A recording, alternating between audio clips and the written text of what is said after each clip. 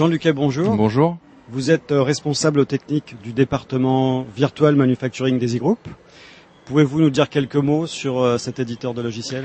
Oui, ESI Group est un éditeur français qui développe depuis une trentaine d'années maintenant des logiciels de simulation qui sont basés sur la physique des matériaux. C'est une entreprise qui regroupe environ 750 personnes, qui est cotée en bourse et qui est présent sur les 5 continents. D'accord. Finalement, votre objectif est de fournir aux industriels un prototype virtuel de leurs produits, avec comme corollaire la possibilité d'optimiser celui-ci avant la sortie de la première pièce. Effectivement.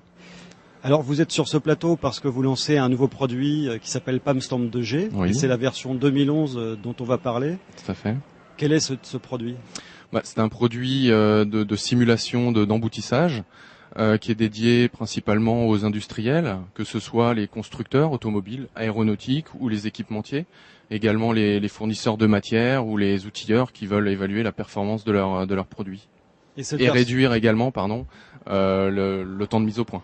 D'accord. Et cette version 2011 répond-elle à des exigences marché nouvelles ? Oui, tout à fait. Alors aujourd'hui, on peut dire que la simulation d'emboutissage est devenue quelque chose de plus ou moins standard, une technologie standard.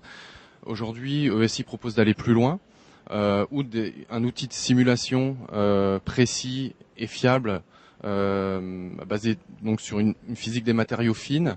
ESI propose des outils de contrôle et de prédiction de défauts géométriques comme le retour élastique ou des défauts d'aspect qui peuvent aller jusqu'à quelques centièmes de millimètre et qui est un des caractères innovants de la prochaine version.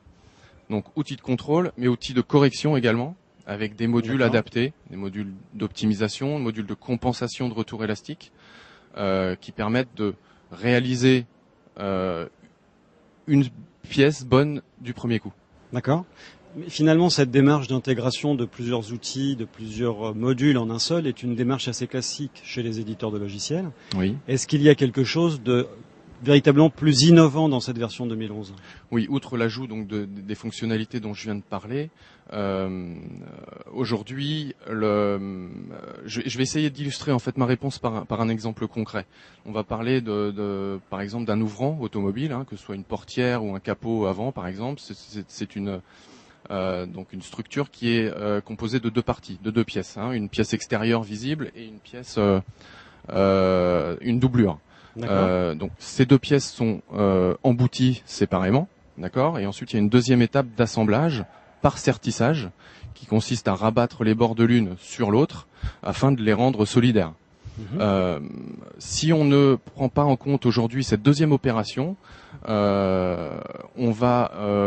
qui génère ses propres défauts, on va générer des surcoûts et faire de la surqualité pour essayer de gommer ces défauts.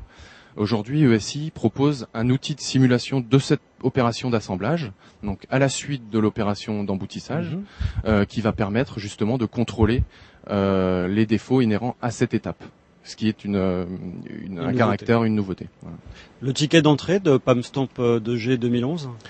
Alors on fonctionne en un système de location de licence qui donc pour une licence, le ticket d'entrée est environ de 15 kg €, on va dire.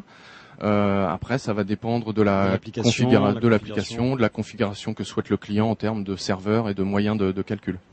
Ce que je peux ajouter sur ce point, c'est qu'on a un système de jetons flexibles aujourd'hui qui permet d'optimiser le temps CPU, le temps calcul, et qui permet de faire des économies d'échelle.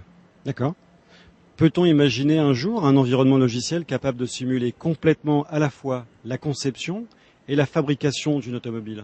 Alors effectivement, outre donc ce chaînage qui concerne uniquement le côté process dont on vient de parler, on peut imaginer aujourd'hui un concept de produit process, c'est-à-dire continuer à faire cette simulation et cette chaîne de simulation de process, emboutissage, assemblage, que ce soit par sertissage ou par soudage thermique avec la donnée thermique, et injecter ces données pour la validation du produit, avec des itérations crash, des itérations acoustiques, des itérations vibratoires, ou des calculs de raideur et de statique non linéaire. Et donc, c'est la vision de ESI aujourd'hui, et c'est pour ça que ESI développe un environnement qui s'appelle Visual Environment, qui à terme encapsulera l'ensemble des produits ESI afin de réaliser ce type de chaînage produit-process, avec bien sûr toujours derrière un but et un objectif de faire des économies d'échelle en termes en coût et en temps. D'accord. Jean-Lucas, merci de cette présentation et à très bientôt sur Manufacturing.